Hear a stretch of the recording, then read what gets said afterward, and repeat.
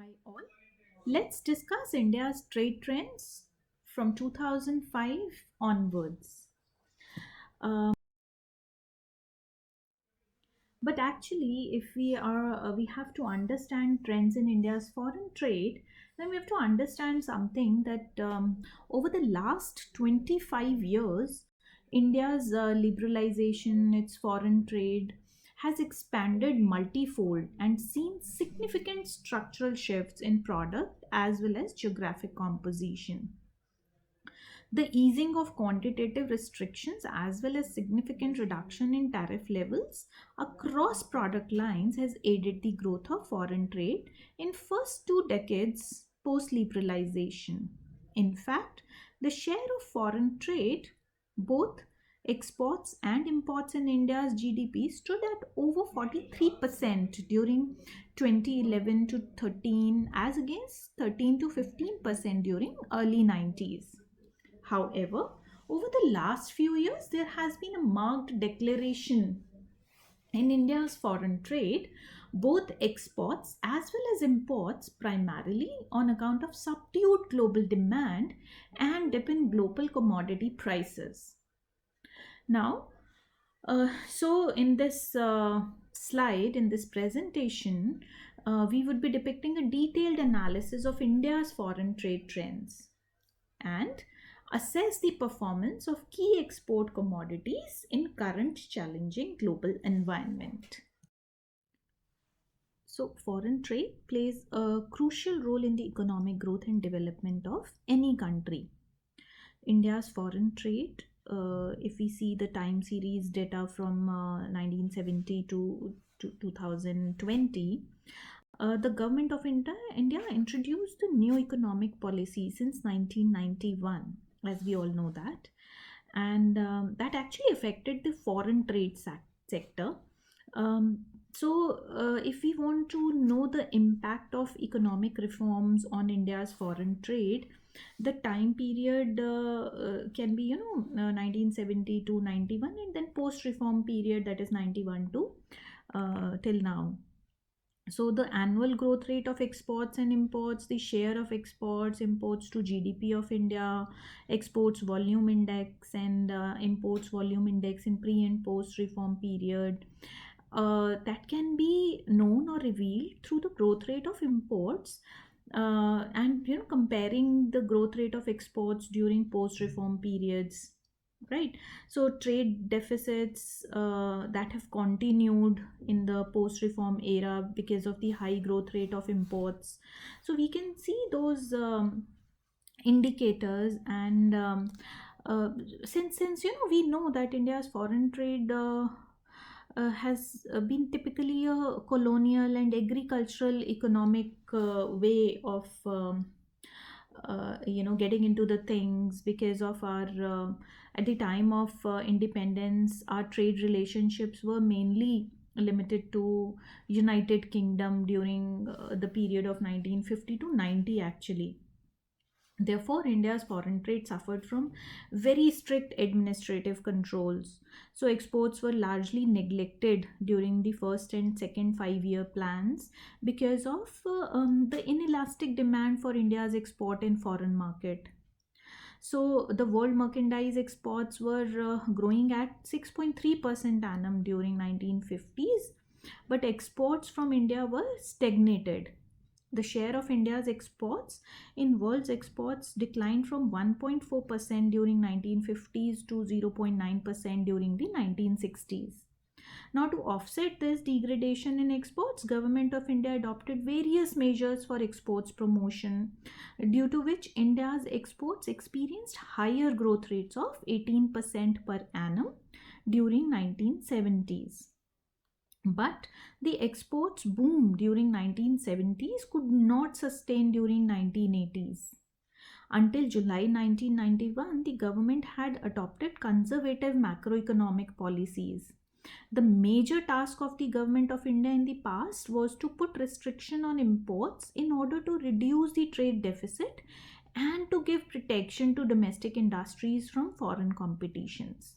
Fiscal policies of the government aimed at mobilizing resources from private sector to finance development programs and public investment in infrastructure. The imports were restricted by prohibition of imports of many items, import licensing, very high import duties, and foreign exchange restrictions. Therefore, the foreign trade policies of India featured a lot of pessimism. But in July 1991, the government of India introduced a series of economic reforms stated as New Economic Policy 1991. India opened the doors of its markets to the world. The new economic strategy included liberalization, globalization, export oriented strategies, importance to private investment, capital market reforms, market determined price and economic growth, and inducement to FDI and MNCs. So, the major trade policy changes in post 1991 period included simplification of procedures, removal of quantitative restrictions, and substantial reduction in the tariff rates. The impact of economic reforms can be stated as that of the Indian economy has been saved from high degree of setback that it suffered in 1990 and 91. Now, during post reform periods, new dynamism of India's exports performance has been created with supportive industrial policies emphasizing on international competitiveness, efficiency, technological upgradation, inflow of foreign capital, and liberal import policy, ensuring more and easier access of imported inputs. Above all, the entire policy regime in India with regard to liberalization of external sector has witnessed perceptible change in the post reform periods. So, if we see during the last 25 years, India's exports have increased more than 17 times from US $18.1 billion in 1990 to US $300 billion in 2014-15, and India's imports have increased 19 times from US $23.5 billion in 91 to $447 billion in 2014-15. So India's share in global exports has moved up from mere 0.6% in early 90s to 1.7% currently. Likewise, India's share in global imports has increased from around 0.6% during early 90s to 2.5% currently.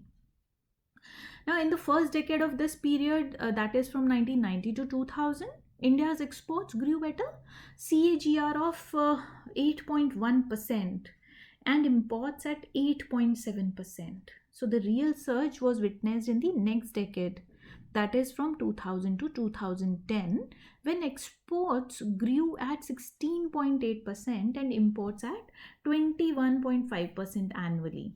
Now this trend continued until 2011 and 12, after which there has been a steady decline in the trade owing to the global slowdown. In 2014-15, exports dipped by 1.8% while imports dipped by 0.4%. Now, for the first 11 months in financial year 2015-16, exports as well as imports have seen a sharp decline. While exports are lower by 16.7% year on year, imports have declined by 14.8% year on year.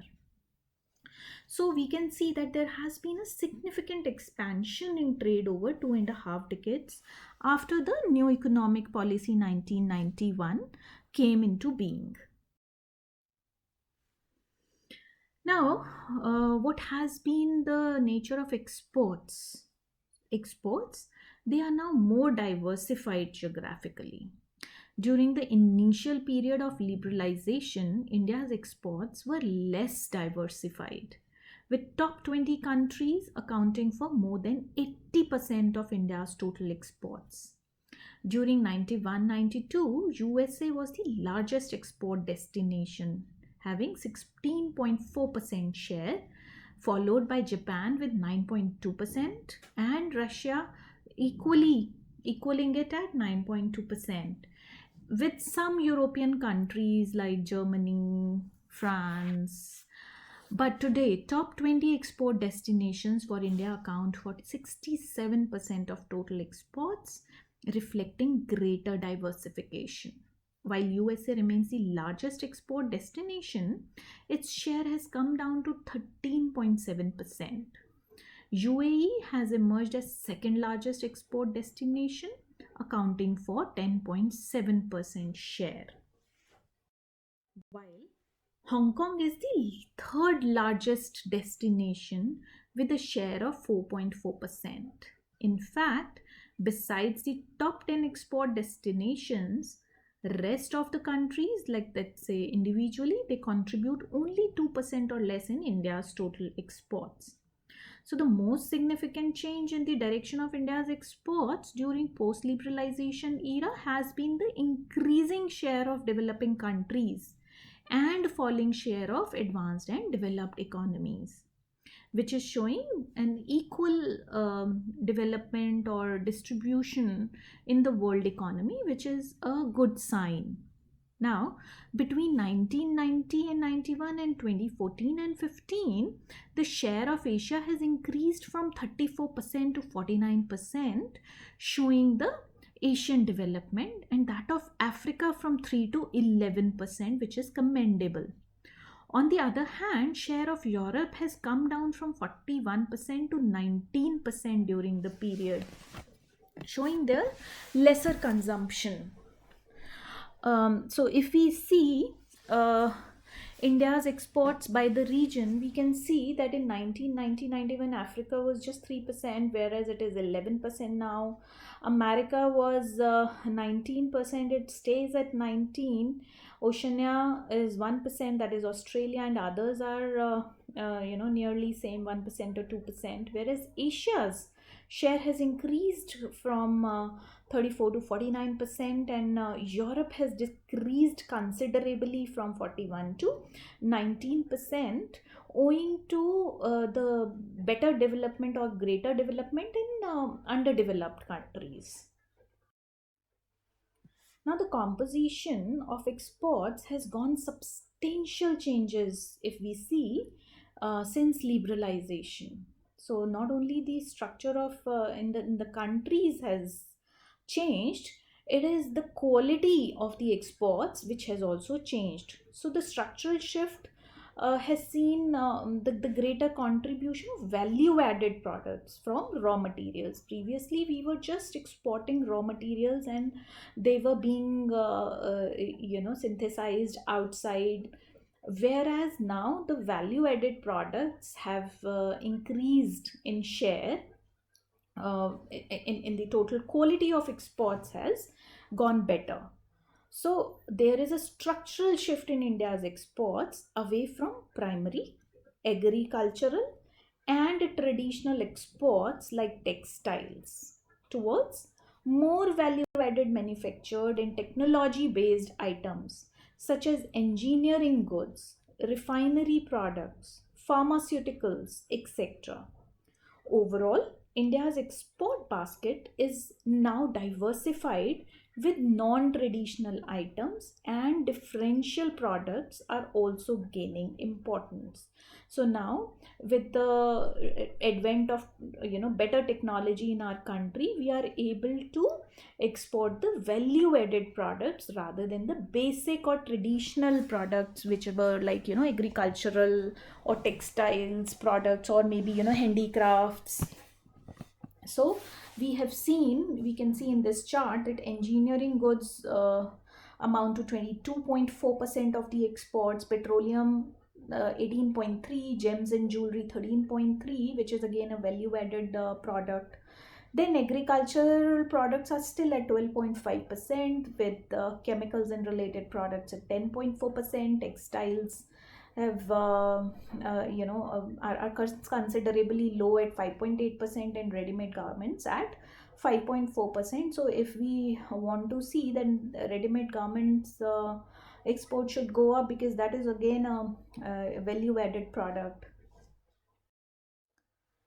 So the recent export trends for major commodities, the major commodity we saw in the previous chart was engineering goods.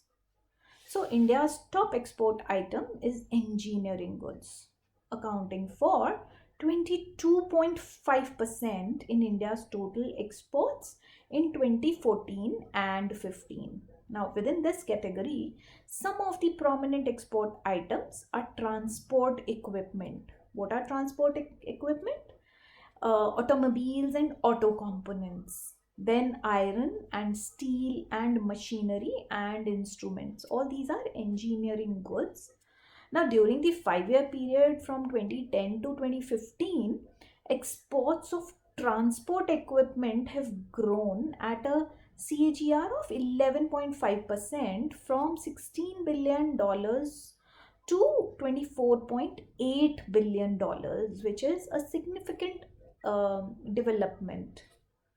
Now, why this took place? So, the possible reasons may be that this was led primarily by exports to Sri Lanka and UAE, which recorded CAGR of 38.3% and 43.1% respectively.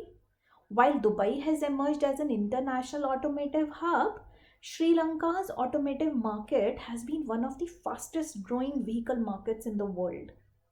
India, in fact, dominates the Sri Lankan market for vehicle imports. However, in the last fiscal, exports of transport equipment from India to Sri Lanka have seen a significant dip of 36% year on year basis. Now, in September 2015, Sri Lanka changed the basis on which customs calculates the value of certain motor vehicles, due to which imported vehicles are expected to become costly. So it has been estimated that Sri Lanka's vehicle exports could drop by 90%, implying significant reduction in India's vehicle exports to Sri Lanka going ahead. Now, clearly, Indian exporters of transport equipment would have to rework their strategy and focus more on their markets. So, the recent trends, engineering products have been in the automotive industry, and that is what we have seen. The second prominent thing was petroleum products. So, India's refining capacity increased significantly since 2001, due to which India tuned a net exporter of petroleum refinery products, and this category has lately emerged as the largest item in India's export basket. Petroleum products had a share of 4.3% in India's total exports in 2000-2001, which then rose steadily to a high of 20.1% in 2013 and 14, before failing to 18.3% in 2014-15. Now, this decline in global prices has severely affected India's export of petroleum products. In 2014 and 15, petroleum products exports declined, and that too by 10.7%. And during the 11-month period from April to February 2015-16, exports of petroleum products have further declined by half. Now, however, the exports decline is primarily in terms of value due to lower oil prices, while in terms of volume, exports of petroleum products rose by 6% year on year in 2014-15. Now, global oil prices are expected to remain low in 2016 as well as 2017, making it difficult and challenging for India's exports of petroleum products. The third product which India has been exporting has been the chemical and chemical products. Now, an important export item that has performed reasonably well is chemicals and chemical products over the last 2 years, and it accounts for 10.4% share in India's total exports. So, in what it comprises of, what comes under chemicals and chemical products? So there are drugs, there are pharmaceuticals. So these have been the largest export category, accounting for 47.7% share in chemicals and chemical products. Exports of these sectors have performed well during the last 2 years, especially in the US market. which is the largest export destination for this item, accounting for about 28% of India's exports, which is magnanimous. In fact, exports of drugs and pharmaceuticals to USA recorded CAGR of 14.17% during 2011, which rose up to almost 31%. If you see, the jump is very high year on year in the last fiscal. So there has been a remarkable increase. The other promising markets for this export item is South Africa, where Indian exporters have seen significant growth during the last few years or a couple of years. Now, for the last fiscal, during April to January 2016, India's exports of drugs and pharmaceuticals to South Africa rose by 17.7% year on year. Gems and jewelry is one of the major contributors of export earnings for India, having a share of 13.3% in India's merchandise exports in 2014 and 15. Geographically, the exports of gems and jewelry are highly concentrated, with top three markets, that is UAE, Hong Kong, and USA, together accounting for almost 80% of total exports. So our reliance on UAE, Hong Kong, and US economies in terms of gems and jewelry is very high. Over the last few years, gems and jewelry exports of India have been adversely affected by the global slowdown, as luxury demand in overseas market has seen a very sharp decline. Additionally, Indian exports of gems and jewelry have been facing stiff competition from Chinese exports in these markets. And the last fiscal, during April January, India's exports of gems and jewelry declined by 6.2% year on year. Now, given the global economic uncertainties, gems and jewelry exports could continue to face challenging times. Hence, the government should take special measures to make the sector more competitive in the global market. For instance, government could consider the industry's demand of including gems and jewelry under the interest subvention scheme and merchandise exports for India scheme, that is MEIS. The next component is textile and ready-made garments. Textiles and garments export together accounts for 11.3% of India's exports. In fact, India is one of the leading exporting countries of textiles and garments in the world. The US remains the single largest export destination, contributing to 18.7% of India's textile exports and 21.5% of India's ready-made garments exports. In case of textiles, other prominent countries are China and Bangladesh. While in case of ready-made garments, UAE, UK, and Germany are other prominent export destinations. The exports of both textiles and garments witnessed good performance between 2010 to 14, rising steadily at a CAGR of 9.3% and 9.8% respectively. However, the muted global demand last year has led to a marked slowdown in exports growth of both textiles and garments. India's textile exports have declined by 5.4% year on year, and garment exports have grown at a very slow pace of 1.4% only. Now, given the subdued global growth outlook, Indian textiles and garments exports would need to improve their competitiveness and also look at diversifying the export markets. Just like exports, we can observe the recent import trends in the major commodities in Indian market. So, if we see, petroleum has always remained the most important uh, item of an import in India's trade in the pre as well as post reform period. It had a share of 27% in total imports in 1991 and 92, now which currently stands at around 31%. With a sharp decline in global crude prices, India's imports of petroleum and oil have come down significantly because the growth declined by 16.7% in 2014-15 and by 41% now. So this has helped India in narrowing the trade deficit and also kept current account deficit largely under control.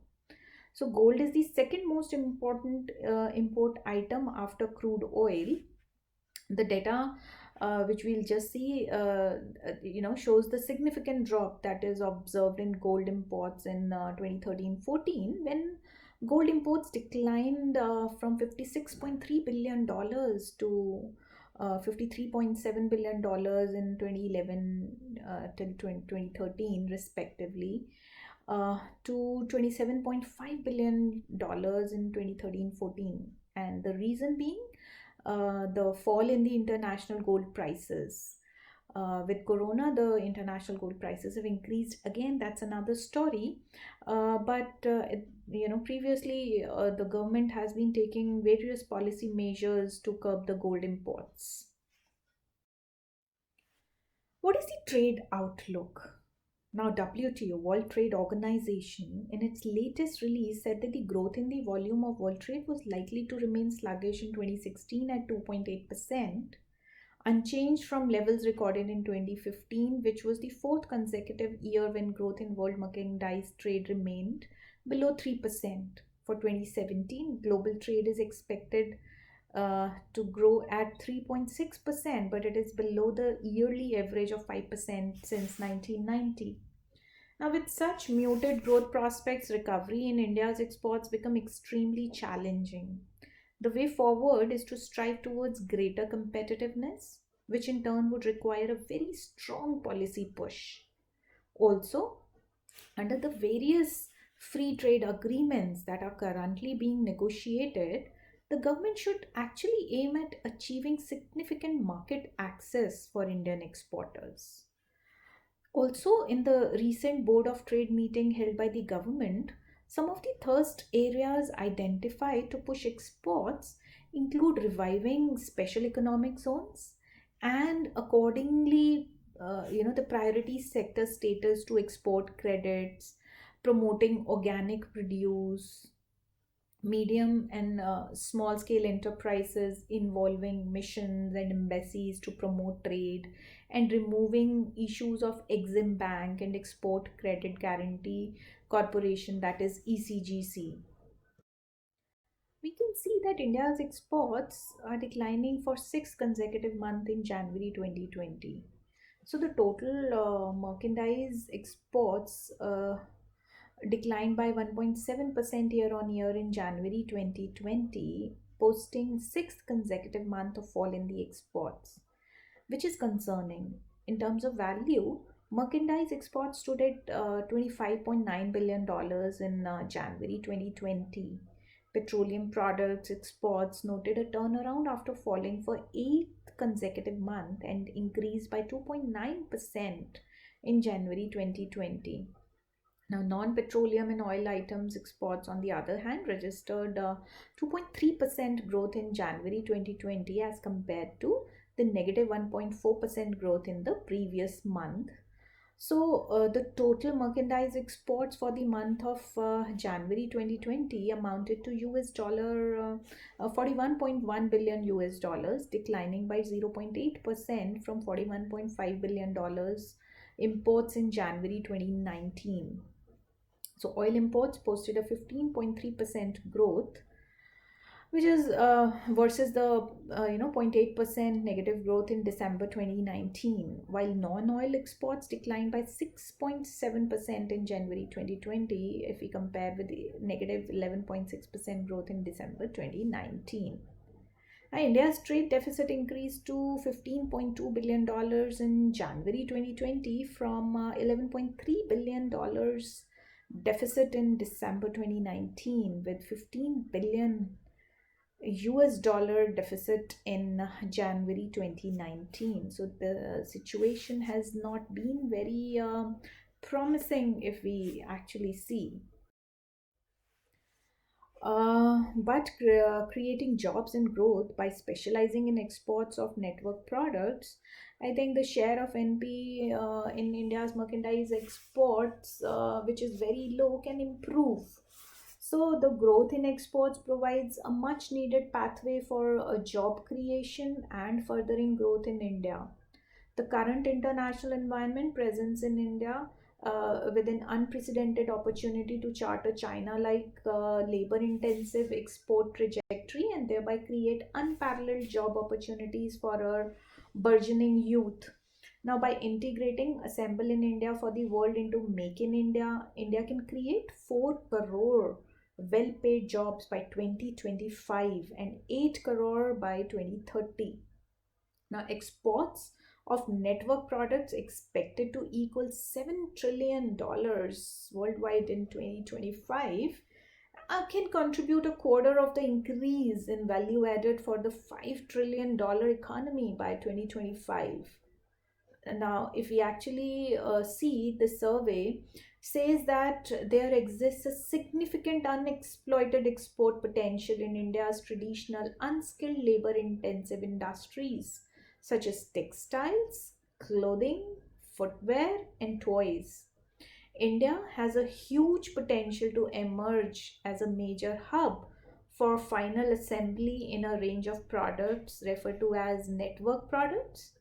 Now, the GVCs in these industries are controlled by leading multinational enterprises such as Apple, Samsung, Sony, with their producer driven networks. So, if we actually see the percentage share of network products in national exports, we see that China has got a 52% presence in 2018, where they have increased it from 34%. Then a considerable increase we see in Vietnam from 6 to 47%. India has barely doubled from 5 to 10%, which is actually the lowest among the 5 countries we can see here in the chart. Then Korea has remained same at 52, but Japan's has decreased significantly. So the China and Vietnam, we can see that their percentage export has increased in terms of their national product.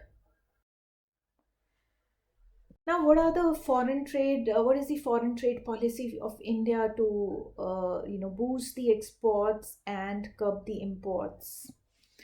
The integration of domestic economy through the twin channels of trade and capital flows has seen an acceleration over the last 2 decades as India's GDP reached 203 trillion in 2019-20, that is 2.88 trillion US dollars. Now, simultaneously, the per capita income also nearly trebled during these years, which is commendable. Now, India's trade and external sector had a significant impact on the GDP growth as well as expansion in per capita income.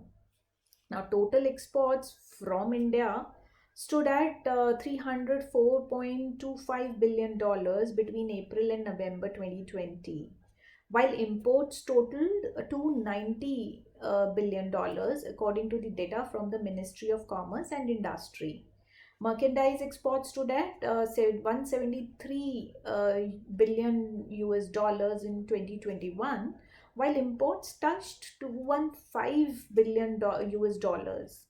The estimated value of services export and import from 2021 stood at 130 billion US dollars and 74.98 billion US dollars respectively.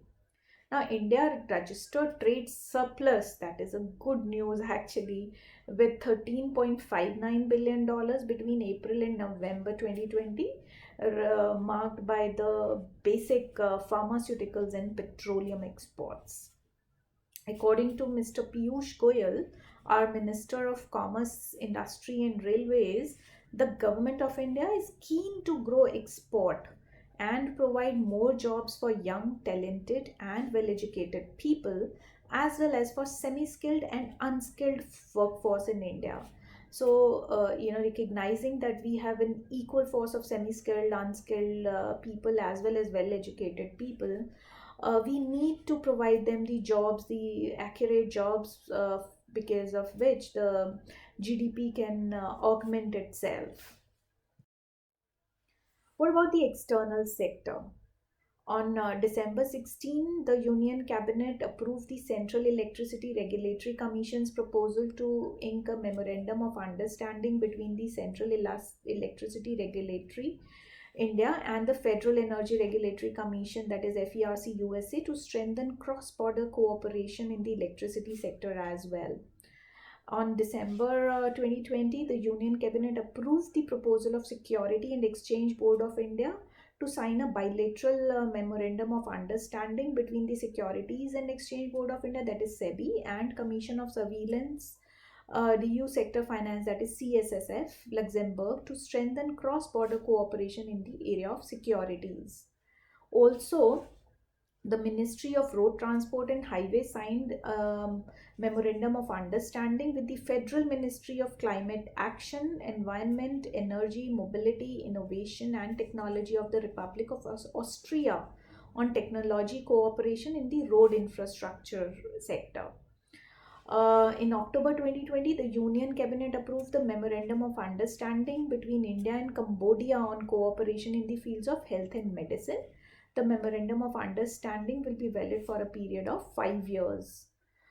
On October 2020, again, a Memorandum of Understanding was signed between the India Sign Language Research and Training Center, that is ISLRTC, that is a national institute under the Department of Empowerment of Persons with Disabilities, Ministry of Social Justice and Empowerment, and NCERT, that is the National Institute under the Ministry of Education, to make education materials accessible for children with hearing disabilities and special needs.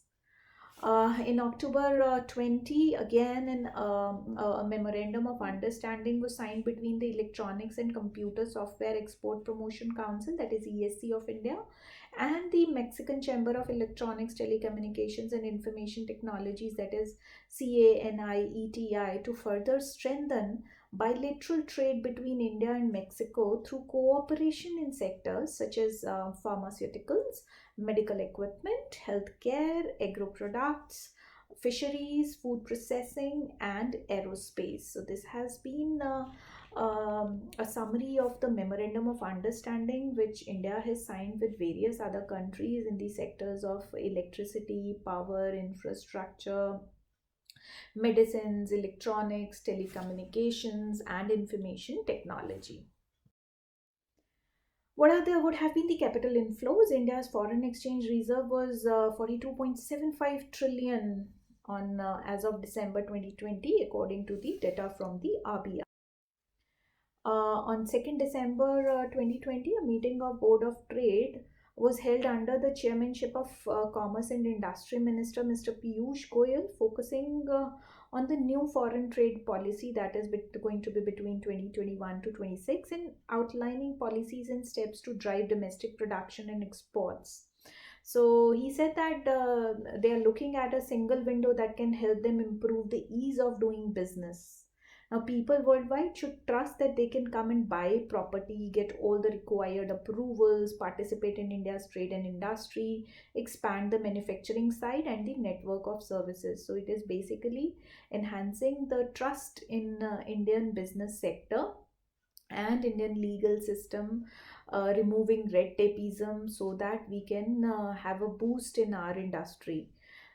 In the midterm review of foreign trade policy, that is between 2015 and 20, the Ministry of Commerce and Industry enhanced the scope of merchandise exports from India schemes MEIS, and service exports from India scheme SEIS, increased incentive raise for ready-made garments and made-ups by 2%, and raises SEIS, that is the service exports from India scheme, by 2%, and increase the validity of duty credit scripts from 18 months to 24 months. Now, in April 2020, the government extended FTP for one more year up to March 31st, 2021. Now, what is the road ahead for India? India is presently known as one of the most important players in the global economic landscape. Its trade policies, government reforms, and inherent economic strengths has attributed to its standing as one of the most sought after destination for foreign investments in the world.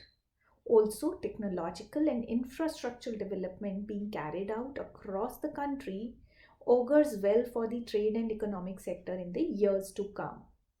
The government of India has been working on striking important deals with the governments of Japan, Australia, China to increase contribution towards the economic development of the country and growth in the global markets. India has a potential to increase its goods and services export to Australia to 15 billion US dollars by 2025 and 35 billion US dollars by 2035. So we do have a promising future, given that we can increase the world's confidence in us by removing red tapeism, by offering them a better infrastructure and the investor confidence. The global trade flows have slowed down considerably on back of persisting trade tensions between US and China and other geopolitical concerns. Although an initial trade deal between the two countries was signed earlier this year, trade prospects appear all the more challenging, especially post the outbreak of coronavirus epidemic. The global trade growth forecast for 2020 was to put at 2.7% by World Trade Organization in October last year, and this might be revisited or revised downwards given a further slowdown that is expected in China.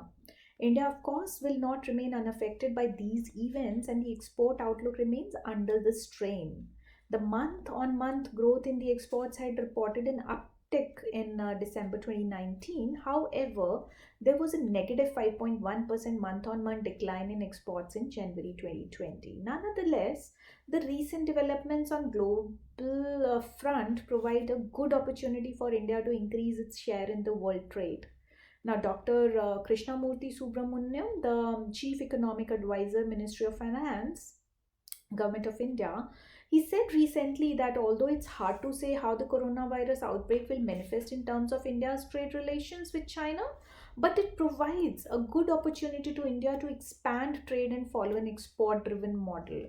So, in the coming years, we can expect an export driven model by the government of India to be suggested.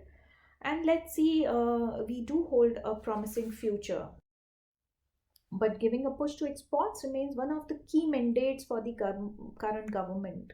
In fact, in September last year, a slew of measures were announced to incentives exports. These included a new scheme for remission of duties of taxes on export products, fully automated electronic refund module for input tax credits, in GST provision for an additional funding of 36,000 crores to rupees 68,000 crores as export credit under priority sector, and organizing of annual mega shopping festivals for promoting exports in gems and jewelries, handicrafts, textiles, leather, yoga, and tourism. While these are all welcome steps, we still look forward to the details of remission of duties or taxes on export product schemes. FICCI feels that while it is understood that the merchandise exports from India schemes has been declared to be non-compliant by WTO panel, and that the RODTP scheme is supposed to replace this merchandise export scheme, government may extend the merchandise export scheme at least till 31st March 2020 or till such time RODTEP comes in the effect. Also, India is already engaged deeply in global trading regime through several FTAs. However, there have been concerns expressed in recent years regarding a negative impact of foreign trade agreements on Indian industry. We feel that utilization of several FTAs by Indian industry is not much because we do not have FTAs with other traditional markets, and secondly, because of the numerous non tariff barriers on our exports. So, the negotiations have to be driven by the overall balance of interest with the specific trading partners. FICCI is of the viewpoint that our engagement in foreign trade agreements and PTAs should be on our own terms and only if it provides greater market access to Indian companies. Now, further, our strengths in services sectors should be leveraged, and access for Indian service sector players should be built into FTA or PTA negotiations. That is, something that is desirable from this government. So, this has been the road ahead. These are the references for this presentation. Thank you for hearing out.